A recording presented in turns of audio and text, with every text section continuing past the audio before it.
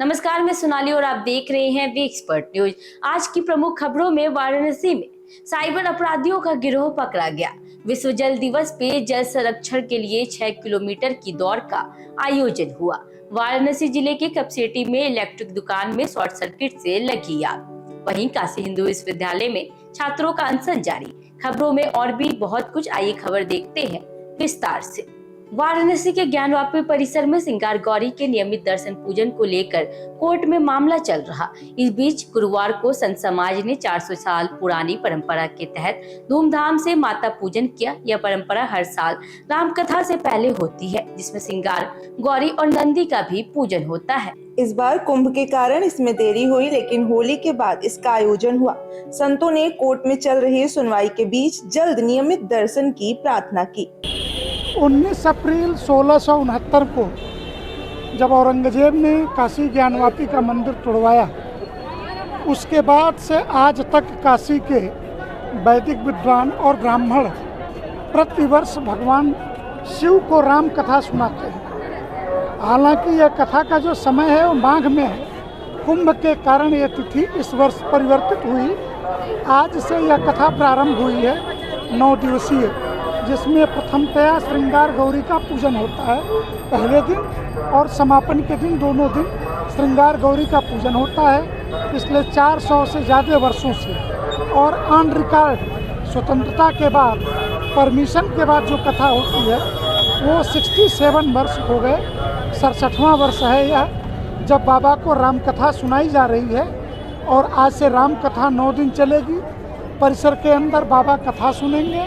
वाराणसी में साइबर अपराधियों का एक गिरोह पकड़ा गया, जिन्होंने एशियन पेंट्स की फर्जी डीलरशिप दिलाने का झांसा देकर सिद्धार्थ सिंह से 12 लाख रुपए ठग लिए। गिरोह ने फर्जी वेबसाइट बनाकर लोगों को धोखा दिया। बिहार के नालंदा से 3 आरोपी गिरफ्तार किए गए, जिसमें विश्वास कुमार, अभिनय कुमार और सोहन कुमार शामिल है। आरोपी एक सुनियोजित योजना के तहत नामी कंपनियों की फर्जी वेबसाइट बनाते थे और रजिस्ट्रेशन फीस, सिक्योरिटी मनी और एडवांस पेमेंट लेकर ठगी करते थे। पुलिस ने उनके पास से मोबाइल, लैपटॉप, आईपैड और ठगी के पैसे बरामद किए। आज साइबर थाने ने ये कुछ ऐसे साइबर अपराधी पकड़े हैं जो कि बहुत ही टेक्निकली काबिल थे। इन्होंने एक फर्जी एशियन पेंट्स की वेबसाइट बनाई, जिसमें वो कस्टमर्स को लालच देते थे कि हम आपको एशियन पेंट्स की डीलरशिप दिलवा देंगे, और रजिस्ट्रेशन फ़ीस, सिक्योरिटी फ़ीस और तमाम प्रकार की फ़ीस से इन लोगों ने लाखों की कमाई की है।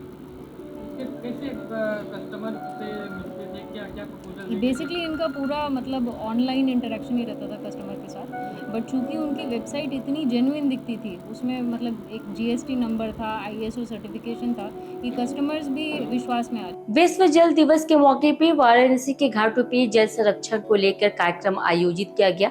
संकट मोचन फाउंडेशन और अन्य संस्थाओं के सहयोग से 6 किलोमीटर की दौड़ का आयोजन हुआ, जिसमें हजारों लोगों ने भाग लिया। दौड़ के साथ साथ शपथ ली गई कि जल का संरक्षण किया जाएगा। संकट मोचन फाउंडेशन के प्रोफेसर विशंभर मिश्रा ने कहा कि यह आयोजन उम्मीद से अधिक सफल रहा और लोगों की आस्था और भावना से जुड़ी गंगा के संरक्षण के लिए एक महत्वपूर्ण कदम उठाई गई। ये देखिए, मैराथन का आयोजन है। ये 6 किलोमीटर लंबा मैराथन है और गंगा जी के प्रति जागरूकता के लिए हम लोग आज ये पहली बार मैराथन इस बार आयोजित कर रहे हैं। और हम लोगों ने 200-300 का पार्टिसिपेशन सोचा था, हजारों में लोग आ गए हैं। हम समझते हैं कि एक अच्छा रेस्पॉन्स है। वाराणसी जिले के कपसेटी बाजार स्थित राहुल इंटरप्राइजेस फर्नीचर और इलेक्ट्रिक की दुकान के पास गोदाम में शुक्रवार को विद्युत शॉर्ट सर्किट से आग लग गई।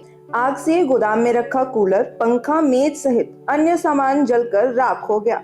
दुकानदार कृष्ण कुमार कुशवाहा ने बताया कि आग लगने की जानकारी होते ही आसपास के दुकानदारों ने पानी से आग पर काबू पाया, लेकिन तब तक लाखों का सामान नष्ट हो चुका था। नुकसान करीब 2.5 लाख रुपए का बताया जा रहा है। मेरा नाम कृष्ण कुमार कुशवाहा है। कुशवाहा जी, ये आपकी चीज का दुकान है? मेरी इलेक्ट्रॉनिक फर्नीचर की दुकान है। किस तरह की आपकी दुकान में घटना हुई? हम दुकान पर बैठे थे, अचानक जो है कि पीछे से जो है कि धुएं की आवाज हुई। सभी लोगों ने देखा, चिल्लाया, तो हम लोग पीछे जाके देखे तो दुकान में आग लगी हुई थी। गोदाम था कि दुकान था? नहीं, दुकान और गोदाम दुकान मेरा आगे है, गोदाम मेरा पीछे है उसमें। तो आपके गोदाम में अचानक आग लग गई, कैसे आग लगी? शॉर्ट सर्किट से आग लगी। कैसे इसमें आपको कैसे आग पर काबू पाया गया? सभी लोग जो है कि मिल करके जो है कि पानी की बौछार मारे और समरसेबुल चालू करके जो है कि उसको आग पर नियंत्रित पाया गया, लेकिन तब तक सामान जल के काफी नष्ट हो चुके थे। कितना आपका सामान नुकसान होगा, जला होगा? लगभग 2.5 से 3 लाख के आसपास। काशी हिंदू विश्वविद्यालय में शोध प्रवेश में अनियमितताओं के विरोध में केंद्रीय कार्यालय पर अनिश्चितकालीन धरना जारी रखा। छात्रों ने आरोप लगाया कि सामाजिक समावेशन नीति अध्ययन केंद्र में धांधलीपूर्ण तरीके से एलाइड विषय के आवेदकों को मेन डिसिप्लिन के इंटरव्यू में बैठाया गया, जो विश्वविद्यालय के नियमों का उल्लंघन है।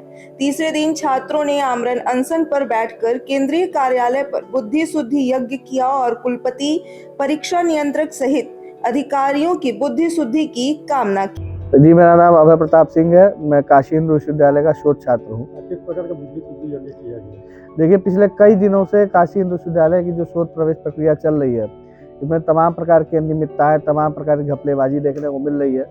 इसी क्रम में सोशल एक्सक्लूजन का जो सेंटर है, सोशल इंक्लूजन का जो सेंटर है, वहाँ पर पीएचडी प्रवेश की अर्हताओं को लेकर पिछले कई दिनों से जो एप्लीकेंट थे, जो विद्यार्थी थे, वो लगातार विश्वविद्यालय प्रशासन से मांग कर रहे थे कि वहाँ पे जांच कराई जाए और जो अर्हता पूर्ण करते हैं उस सेंटर पर पीएचडी प्रवेश के इंटरव्यू देने की, उनको प्रवेश का अवसर दिया जाए। परंतु ऐसा देखा गया कि विश्वविद्यालय प्रशासन छात्रों की आवाज़ को दरकिनार करते हुए जो लोग वहाँ पर अलाइड विषय के विद्यार्थी थे, उनको मेन डिसिप्लिन से पहले प्राथमिकता देते हुए उनका इंटरव्यू किया गया। और जब यह पूरा मामला जांच में चल रहा था, यानी कि उस जांच लगातार चल रही थी उस मामले की, उसी बीच अचानक से उस विषय का रिजल्ट भी घोषित करके अलाइड विषय के विद्यार्थी को उसमें प्रवेश दे दिया गया, परंतु जो मेन डिसिप्लिन का विद्यार्थी था उसको प्रवेश से वंचित कर दिया गया। जबकि विश्वविद्यालय का नियम यही कहता है कि जो भी विषय रहे उसमें मेन डिसिप्लिन को हमेशा अलाइड विषय से ज़्यादा प्राथमिकता इंटरव्यू के अवसर देने में और प्रवेश के अवसर देने में दी जाती है। परंतु यहाँ पर विश्वविद्यालय प्रशासन अपने ही नियम को दरकिनार करके किसी विशेष व्यक्ति का एडमिशन करने के लिए जो एडमिशन के लिए अर्हता रखते थे उनको प्रवेश से वंचित करके, जो अर्हता नहीं रखते थे उनको प्रवेश देने का कार्य किया है। इसी क्रम में पिछले 3 दिनों से यहाँ पर केंद्रीय कार्यालय पर विद्यार्थी धरना दे रहे, भूख हड़ताल कर रहे, अभी आमरण अनशन चल रहा है। इसी आमरण अनशन के बीच में आज विश्वविद्यालय प्रशासन को थोड़ी बुद्धि आए, उनकी बुद्धि की शुद्धि हो, जिससे वो छात्रों के साथ ये तमाम प्रकार की जो अनियमितताएं चल रही हैं उस पर अंकुश लग सके। इसीलिए आज छात्रों के द्वारा यहाँ पर बुद्धि शुद्धि यज्ञ किया गया है। वाराणसी के कुरौंदी ITI चौराहे पर स्विगी इंस्टामार्ट के कर्मचारी आत्महत्या करने की धमकी देते हुए धरना प्रदर्शन कर रहे थे। कर्मचारियों का कहना है कि ऑनलाइन डिलीवरी के दौरान उन्हें लेट पेमेंट मिल रहे हैं, जिसके कारण उनका पेमेंट कट रहा है।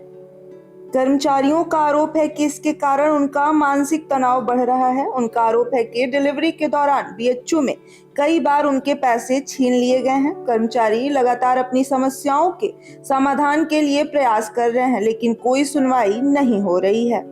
मेरा नाम आकाश पटेल है, बनारस का रहने वाला हूँ। कहाँ काम करते हैं? स्विगी इंस्टामार्ट में। क्या समस्या आ रही है, क्यों आज आप लोग सामने पे बैठे हैं? हम लोग का समस्या सर ये है कि हमारे जो भी हमारे यहाँ पे राइडर्स भाई हैं, उन लोगों की सुनवाई नहीं होती है। कोई भी राइडर्स हम लोग लेके जाते हैं पार्सल, तो वहाँ पे जैसे कैश एंड डिलीवरी है, रात को 10 बजे के बाद कोई भी पार्सल छीन लेता है और पैसा नहीं देता है। तो इसके लिए कोई भी हम लोग हेल्पलाइन नंबर फोन करे या अपने मैनेजर कॉल करे तो रिसीव नहीं करते हैं।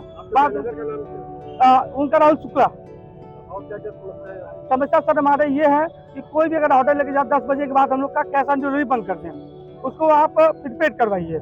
और जो भी समस्या हम लोगों की सबसे बड़ी समस्या है कि रात को जब भी हम लोग ऑर्डर लेके जाएं तो लोगों को सेफ एंड सेफ्टी चाहिए। रात को कोई भी किसी को मैनेजर को या किसी को कॉल करे तो कॉल रिसीव करें और हम लोग की समस्या का समाधान करें।